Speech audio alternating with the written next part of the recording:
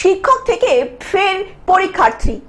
যোগ্য শিক্ষক শিক্ষিকা অধিকার মঞ্চের অন্যতম মুখ রূপা কর্মকার এখন শিক্ষক থেকে পরীক্ষার্থী। রবিবার এসএসসির দ্বিতীয় দিনে কুলটি কলেজে পরীক্ষা দিতে হাজির হয়েছিলেন রূপা কর্মকার। তার গলায় আক্ষেপ ছিল, এতদিন ছাত্রছাত্রীদের পরীক্ষা নিতাম, আজ নিজেকেই পরীক্ষা দিতে হচ্ছে বলে। রবিবার দিন রূপা কর্মকার কালো পোশাক পরে প্রতিবাদ জানিয়ে পরীক্ষা কেন্দ্রে প্রবেশ করেন।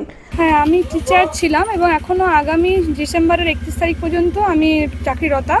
তো তার সত্ত্বেও আমাকে কিন্তু আরেকবার পরীক্ষাতে নিজের যোগ্যতার প্রমাণ দিতে হচ্ছে। রাজ্য সরকার তথা রাজ্য সরকারের বিভিন্ন যে দুর্নীতি পরায়ণ দপ্তর, এসএসসি, মধ্যশিক্ষা পর্ষদ এবং তার সঙ্গে আমাদের যে জুডিশিয়ারি সিস্টেম, সর্বোচ্চ বিচারালয়, সেটা হচ্ছে সুপ্রিম কোর্ট, তার অন্যায়পূর্ণ যে একটি বিচার ব্যবস্থার রায়, সেই রায়ের কারণে আজকে কিন্তু আমাকে একজন চাকরিরতা হয়েও আবার আমার যোগ্যতার প্রমাণ দিয়ে আমাকে নিজেকে প্রমাণিত করতে হচ্ছে। তো এর থেকে লজ্জাজনক, দুঃখজনক আর হতাশাজনক মনে হয় না কিছু হবে। আমি চাইবো না ভবিষ্যৎ প্রজন্মের যারা আরও পরীক্ষা দিচ্ছে, আমাদের ছাত্রছাত্রীরাও কিন্তু আমার সঙ্গে এবার পরীক্ষা দিচ্ছে, তাদের সঙ্গে যেন এই ঘটনাটি ঘটে। অত্যন্ত হতাশাগ্রস্ত আমরা এবং তীব্র ধিক্কার জানাচ্ছি বিচার ব্যবস্থাকে, এবং যার প্রতি মানুষ ন্যায়ালয়ে গিয়ে ন্যায় পাওয়ার জন্য যেখানে মানুষ আশা রাখে, সেই ন্যায়ালয় কিন্তু আজকে নিরপরাধদেরকে কোনোরকম ন্যায় দিতে পারলো না, ব্যর্থ। এবং তার সঙ্গে এই ব্যর্থ আমাদের রাজ্য সরকার। আবার পরীক্ষা দিচ্ছেন, আবার কি নিয়োগ স্বচ্ছ হবে, কি মনে করছেন? দেখুন, পরীক্ষাটা তো গতবারে পরীক্ষার্থীদের তরফ থেকে স্বচ্ছভাবে দেওয়া হয়েছিল, না কোশ্চেন বেরিয়েছিল, না কোথাও কোনো সমস্যা হয়েছিল পরীক্ষা কেন্দ্রে। সমস্যাটা কোথায় হয়েছিল সেটা হচ্ছে সে রাজ্য সরকারের বিশেষ দপ্তরে, সে ক্লোজ ডোরের ভেতরে সমস্যাটি কিন্তু হয়েছিল। তো এখনও যে তার এই বজ্র আঁটুনি বিভিন্ন রকম ব্যবস্থা দেখাচ্ছে, তারপরে যে ক্লোজ ডোরের ভেতরে গিয়ে কিছু হবে না, তার গ্যারেন্টি কে দেবে? তার তো গ্যারেন্টি আমরা দিতে পারি না। তো যে কারণে প্যানেলটি ক্যান্সেল হয়েছিল, আর্টিকেল 14 and 16 ভায়োলেশন দেখিয়ে, তো তার কারণই হচ্ছে কিন্তু এই ক্লোজ ডোর সমস্যা।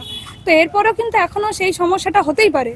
আর দ্বিতীয়ত হচ্ছে, আমরা একেবারে আশাবাদী নই, কারণ রাজ্য সরকার তার যে পদ্ধতি এখনো পর্যন্ত রয়েছে এবং এই দুর্নীতি তার যে এখনো সেই দুর্নীতির সঙ্গেই রয়েছে, তার ফলে কিন্তু আমরা এখনো আশাবাদী হতে পারছি না। কালো পোশাক পরে আজকে দেখুন, কালো হচ্ছে একটা অশুভের প্রতীক, শুভর প্রতীক কিন্তু নয়। তো বর্তমানে রাজ্য সরকারের এই দুর্নীতির জন্য এবং এই বিচার ব্যবস্থায় কুবিচারের জন্য আমাদের জীবনে কিন্তু সম্পূর্ণরূপে আজকে অশুভ দিন ঘনিয়ে এসেছে। আজকে এই পরিস্থিতিতে কিন্তু তাদের জন্যই আমাদেরকে উপনীত হতে হয়েছে। তো এই অশুভর ছাপ আমরা নিয়ে বহন করে চলেছি।